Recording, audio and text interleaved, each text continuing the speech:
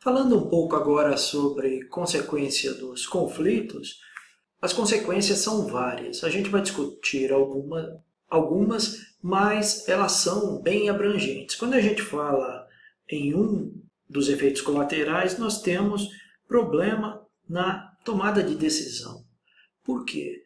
Porque você imagina num grupo onde eu tenho várias pessoas trabalhando, você imagina que eu estou aqui numa sala de reunião, essa turma que está participando são pessoas da mesma área e eu tenho pontos de divergência, eu tenho conflitos entre alguns participantes.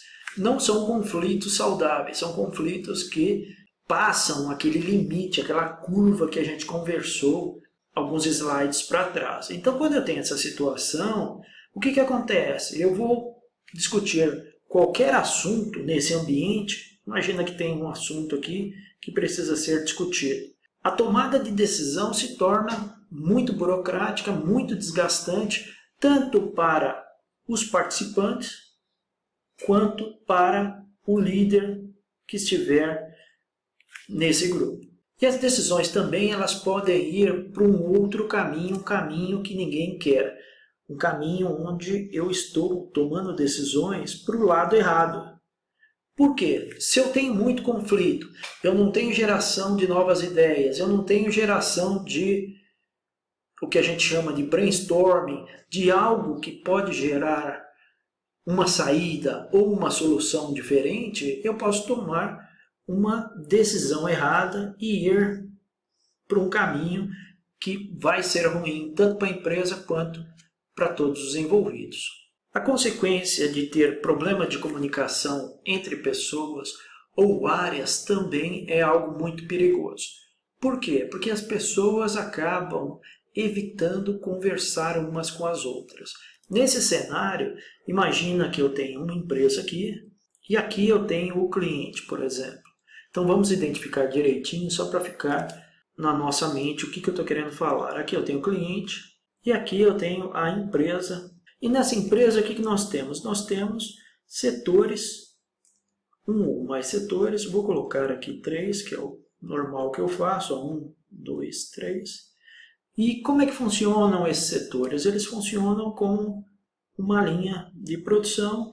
E aqui na saída do terceiro, ou do terceiro processo, eu tenho a ida do material para o meu cliente. Um processo como esse. E no meio do processo, o que eu tenho? Eu tenho pessoas trabalhando nos vários departamentos. E o que pode acontecer nesse item que a gente está discutindo? Eu posso ter problemas de relacionamento. Por exemplo, esse funcionário aqui do departamento 1 pode ter problema com esse funcionário do departamento 2 e assim sucessivamente. O que isso pode causar para o cliente? Vamos mostrar um cenário para você. Imagina que se está produzindo um pedido do cliente, então passou do departamento 1 para o departamento 2, houve um problema, tem um problema sério nesse produto, e como esses dois não se falam, eles têm as diferenças, um não avisou o outro. O departamento 1 não avisou o departamento 2, o departamento 2 não está sabendo que tem problema no produto e acaba indo direto para o cliente um produto defeituoso. Isso ocorre. Quem vai ser prejudicado nesse cenário como um todo? Eu até vou marcar quem vai ser prejudicado. Num problema desse, primeiro impactado, o cliente. Ele vai sofrer o problema maior, que ele vai receber um produto que não é o que ele estava esperando. E mais do que isso, dependendo do defeito, pode ocasionar desdobramentos mais sérios, como acidentes, esse tipo de coisa. Olhando dentro da empresa, o operador 3, aqui do departamento 3, vai ser prejudicado, o 2 também e o 1 também. Dependendo da forma com que isso for feito, eu tenho um efeito colateral na empresa como um todo, gerando perdas em todas as pontas. Então vejam bem que uma falha de comunicação gerada por conflitos pode gerar problemas gravíssimos tanto para os clientes quanto para as empresas e, pior ainda, para as pessoas que estão ou não envolvidas nesse processo. A consequência de queda na qualidade do ambiente de trabalho, esse é um efeito que ele vai degradando o ambiente. Então imagina que eu tenho um ambiente como esse que eu vou fazer agora para você ver. Esse é o ambiente de trabalho. E o que acontece? Quando eu estou com um ambiente muito favorável, eu tenho algo assim. O ambiente parece que você percebe que ele está numa vibração muito boa, numa vibração aí de esperança, parece que tudo vai dar certo. Ele tem mais ou menos essa cor verde que eu estou fazendo para você aqui. Essa é a cor que todo mundo quer no ambiente de trabalho. Uma cor agradável, onde todo mundo se sente à vontade de colaborar com o ambiente. Quando eu começo a ter conflitos dentro da equipe e fora também da equipe, nos departamentos, isso vai contaminando, isso vai gerando o papel inverso que nós vimos aqui com essa tinta verde. Vai permeando a organização como um todo e vai gerando um clima tão desgastante que é prejudicial para todos os envolvidos, até para quem não está envolvido num conflito diretamente. Por quê? Porque vira algo muito forte e pode, conforme eu falei, até sair do ambiente do departamento e permear outras esferas. Então eu posso sair do ambiente da empresa e posso ter problema na queda de qualidade em outros setores também. Marcelo, você pode dar um exemplo para a gente de que outros setores podem ser afetados fora a empresa? Posso sim, eu vou escrever alguns para você. Primeiro, eu posso afetar a qualidade dos clientes. Por que isso? Porque toda melhoria no processo e toda sustentação de qualquer melhoria em qualquer processo depende de pessoas para que sejam realizadas. Então, os clientes podem ser afetados por uma queda de qualidade no ambiente de trabalho resultante de conflitos. Eu posso ter problemas também com fornecedores. Exemplo de fornecedores, de conflitos com fornecedores. Imagina que eu tenha aqui dentro, que eu tenha um problema entre 2 ou mais colaboradores. Como é que isso pode afetar o cliente? Pode afetar com endurecimentos de cobranças com o fornecedor. Marcelo, dá um exemplo aí. Cobrar o fornecedor de modo mais abrupto, mais intenso do que deveria. Então eu posso ter sim isso afetando o fornecedor e afetando também o cliente, como nós vimos. E eu posso ter outros problemas também, em outras searas. Por exemplo, eu posso ter problema aqui com o governo. Vou dar um exemplo para você. Em uma das vezes que eu presenciei isso, 2 colaboradores do mesmo departamento se desentenderam e nesse dia estava havendo a visita de um fiscal do governo em relação à parte ambiental. Um deles atendeu esse funcionário do governo de forma tão ríspida, de forma tão inapropriada, que acabou gerando consequências para essa empresa onde eu trabalhei. Então, há consequências dependendo da forma como você trata auditores, fiscais, esse tipo de coisa. Então, há muitos problemas aí de queda de qualidade quando eu tenho conflitos no ambiente de trabalho, uma queda também na qualidade desse ambiente de trabalho. Ele irradia para diversos lugares. Engajamento muito menor também é algo que a gente percebe quando há muitos conflitos. Por quê? O que é o engajamento? É uma pessoa se relacionar bem com a outra e todos estarem alinhados com o que a empresa precisa, a liderança precisa. Quando eu tenho esse racha numa equipe, eu tenho pessoas indo para caminhos diferentes, isso se torna algo muito difícil de você ter, esse engajamento que teria que ser muito maior. Perda de produtividade, e aqui, dependendo do conflito que eu tenho, eu posso ter um reflexo direto em indicadores muito importantes da organização de qualquer empresa. Vou citar um para você: qualidade.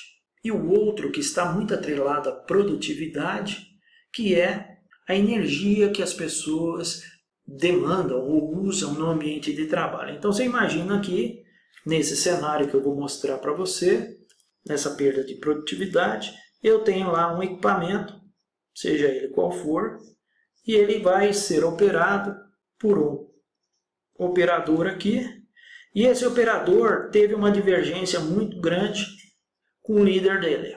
Normalmente, como é que funciona? Eu vou pegar esse ambiente de equipamento, mas ele serve para qualquer ambiente, independente do tipo de negócio que a gente esteja comentando. Normalmente, como é que o operador trabalha com o equipamento dele? Normalmente, ele cuida muito bem do equipamento e, em muitos casos, esses operadores dão até nome para os equipamentos, de tão próximos que eles ficam com o equipamento. E se você quer conhecer qualquer processo, fala com o operador que está fazendo o material lá, ou que está produzindo o produto, que você vai entender direitinho tudo que você quer saber. Mas normalmente é assim, o operador está muito engajado, ele cuida muito do equipamento. Agora, a partir do momento que há uma ruptura entre o chefe dele e ele, ou algum outro conflito, isso vai fazer com que a produtividade dele, para trabalhar e para gerar o que tem que gerar, diminua acentuadamente. E não é segredo para ninguém que conflitos também, dependendo da intensidade do problema, isso leva a outros problemas bem maiores, como greves ou paralisações. O próximo item é perda de talentos, e eu fiz questão de deixar essa imagem para a gente conversar um pouco. Quem são os talentos da empresa? O que é um talento para uma empresa? O talento para uma empresa são pessoas que ajudam a empresa a entregar resultado e a prover melhorias constantemente. Marcelo, então você está falando que o pessoal da operação também são talentosos? Vou falar como minha esposa sempre joga quando ela fala comigo. É lógico, a operação, quem está fazendo uma atividade, quer seja esse operador de máquina que você está vendo aqui, quer seja o operador da máquina de xerox numa papelaria, ou o escriturário num tabelião, operando toda a parte lá de documentação, eles são os especialistas. E tem pessoa que é muito motivada para fazer aquela atividade, independente da atividade que for. Ela se torna um talento. E quando você tem muitos conflitos, pessoas como esse operador que você está vendo aqui, ele corre o sério risco de sair da empresa, de deixar a companhia. Então a perda de talentos vai desde a operação, né, do chão de fábrica, e vai em todos os níveis. Tem diretores, tem presidentes que são talentosos. Tem gerentes que são talentosos. Tem o pessoal que a gente chama de staff, pessoal que não é gerente, não tem cargo de liderança, que são talentos também. A questão de conflitos gera uma vasta onda de choque. Acho que essa é a melhor definição para um cenário onde você tem conflitos que não são bem gerenciados. A onda de choque desses conflitos pode causar muito estrago. Baixa moral e autoestima, isso acaba gerando um problema muito maior do que perda de produtividade, perda de eficiência, perda de engajamento. É muito pior do que você imagina. Por quê? Porque uma pessoa, quando começa a perder essa autoestima, é um processo mais ou menos assim que eu vou fazer para você. Eu tenho a pessoa aqui e, com sucessivos problemas gerados em um conflito, o que acaba acontecendo com essa pessoa? A autoestima dela e a moral dela começa a fazer isso aqui. Começa a baixar. Onde o nível normal deveria ser algo por essa região aqui. O normal seria estar com a autoestima e a moral aqui em cima. Mas ela está no inverso, ela está nesse caminho de queda. Por quê? Porque o conflito vai desgastando. Marcelo, que tipo de conflito? Por exemplo, o conflito com a liderança, com o chefe dela, segue mais ou menos essa rota de desgaste que a gente está mostrando aqui para você. Por quê? Porque a única coisa que você não vai querer é ficar com conflitos com o seu chefe, quem vai te avaliar, quem vai te orientar ou deveria orientar. Então, quando eu tenho essa queda, eu chego aqui numa região de baixa autoestima, de baixa moral. E quando eu entro nessa região e fico lá por muito tempo, o que acontece? Para eu sair desse estado aqui, muitas vezes demora demais para sair. Muitas vezes a jornada é muito desgastante para sair daqui. Então a saída é algo nessa direção que eu estou fazendo. É muito devagar, ao passo que para entrar foi muito mais rápido. E isso faz com que haja outros desdobramentos que a gente vai falar daqui a pouquinho, que são as doenças. Mas a gente fala já já. Perda de credibilidade também é uma consequência de conflitos. Por quê? Porque quando você passa aquela curva que nós montamos e falamos para você, eu até vou voltar para a gente conversar um pouquinho. Essa curva, quando alguém passa dos limites, ou seja, vem para essa região que nós conversamos um tempo atrás, aqui ó, quando o indivíduo ou indivíduos vêm para essa região, o que acontece? Aqui já está gerando uma série de efeitos colaterais para quem está envolvido no conflito e pode espalhar para quem está ao redor também. Isso afeta o quê? Não afeta só a questão de você ficar sem falar com outra pessoa. Isso pode gerar também um pênalti ou uma penalização na sua credibilidade como profissional. Por quê? Porque o que a gente está falando para você é que para construir uma carreira e uma credibilidade leva-se muitos anos. Então você fica muitos anos aqui aumentando sua credibilidade na empresa e quando ocorre um fato desse, sua credibilidade faz assim. Por quê? Porque os conflitos, dependendo da intensidade deles, imagina um conflito onde haja uma troca de palavras muito pesada, uma troca pesada aí de ofensas, mas não chega às vias de fato. Quando eu falo vias de fato, é a agressão mesmo em si. Então não chegou na agressão. Mas o que vai acontecer? Vai ficar a impressão, e a impressão ela é muito perigosa. E ela causa esse tipo de coisa aqui. Ela causa essa ruptura e você, ou quem estiver envolvido, não vai ficar mais com a mesma credibilidade que tinha antes. Distanciamento dos valores e crenças organizacionais, isso também é uma consequência de conflitos, principalmente quando você tem conflito entre líder e liderados. Dependendo de como o líder se comporta, há, ou pode haver, melhor dizendo, uma quebra de valores. Marcelo, dá um exemplo disso. Por exemplo, se você tiver aqui essa turma trabalhando, imagina que essa turma, esses 4, respondem para esse líder. E esse líder, por exemplo, se ele tomar uma atitude que não seja bem vista aos olhos dos liderados, isso pode causar alguma ruptura. Um exemplo para você. Imagina que tem lá um valor que é liderança justa e transparente. Se esse líder não for justo e transparente, isso pode gerar diferenças entre eles e diferenças também de percepção desses profissionais com os valores da empresa. Marcelo, dá outro exemplo que pode criar essa divergência que você está falando entre liderança e subordinados. Segurança. Segurança é um grande exemplo. Imagina que um dos valores da empresa seja segurança em primeiro lugar. Mas durante um mês, essa turma que você está vendo aqui, principalmente quando chega nos últimos 2 dias do mês, vê a segurança sendo colocada de lado para entregar o número de produção que se espera. Marcelo, dá um exemplo aí de como isso pode acontecer. Por exemplo, levando mais material do que a empilhadeira pode suportar. Uma empilhadeira que levanta os produtos, ela tem uma capacidade, mas no final do mês é um Deus nos acuda. O pessoal quer fechar o número do mês.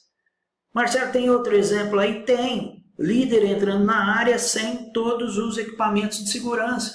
Que entra naquela frase que eu já devo ter falado, faz o que eu mando, não faz o que eu faço. Só que isso gera as consequências graves para o negócio e para todos os envolvidos.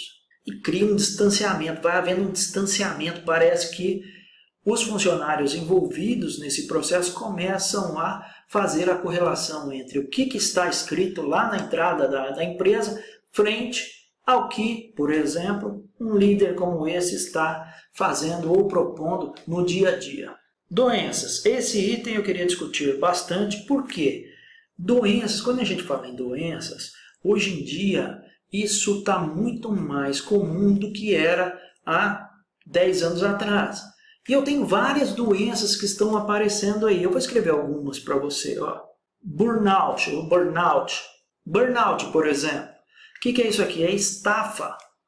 Marcelo, estafa do quê? Pega um profissional, bota ele numa área que está tendo muito conflito com ele. E o que acontece? Ele acaba se desgastando demais. É o que eles chamam de burnout. Em inglês é queima. A pessoa simplesmente não tem mais energia. Tem a depressão. E aqui na depressão, quando a gente fala em depressão, isso abre para inúmeros tipos de depressão. Depressão não é só um tipo que existe, não. Isso aqui, ele abre para vários tipos. E depressão não é algo, antigamente era algo visto como frescura, mas não é mais. É classificado hoje em dia como doença mesmo. Por quê? Porque é algo silencioso que vai minando o profissional e a recuperação de uma depressão muitas vezes passa por tomar remédio constantemente. Mas o profissional, quando tem uma depressão, dependendo da intensidade, ele nunca mais vai voltar a ser quem ele é. Aqui, em muitos casos, é até bom, que vai forçar ele a tomar uma outra atitude na vida e ir para outro caminho. Mas depende muito. Só estou querendo mostrar para você o impacto que tem conflitos e como ele vai reverberando, quer dizer, ele vai se espalhando e a gente muitas vezes não percebe qual é a amplitude disso.